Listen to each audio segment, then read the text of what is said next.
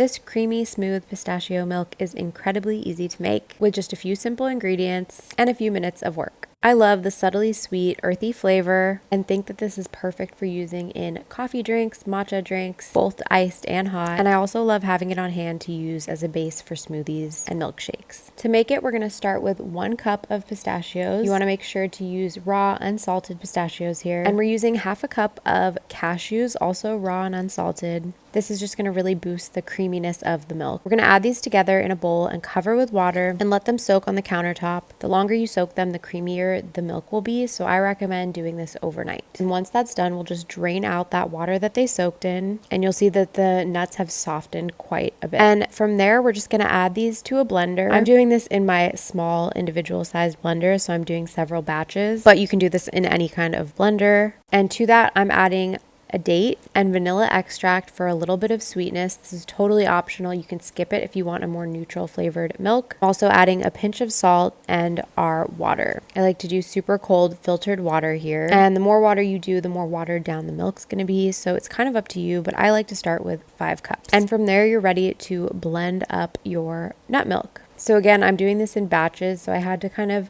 measure out about 1/4 of the nuts and 1/4 of the water, 1/4 of the dates, all of that, but it's all going in the same container, so it all mixes together, so don't worry too much about that. As you can see, when you blend it up, it becomes this really beautiful light brown, a little faintly green color. I've read that the kind of pistachios you use can really affect the color and how green or saturated the end result is, but I don't need a super green milk. I like this kind of neutral color, so I'm not too picky about my pistachios. Okay, and from there we are going to strain out our nut milk. Now this step is really important in just removing all of those solids and that pulp from the milk, so I highly recommend doing a double strain. You'll see here I'm using a mesh strainer, and then on top of that I've set up a piece of cheesecloth, and I think both are really essential. The cheesecloth catches a lot of that pulp, and then it also allows you to squeeze out any of the excess milk. It's really frying me how this looks like a cow being milked. Anyway, the mesh strainer is also super essential because when you're squeezing out the milk from the cheesecloth,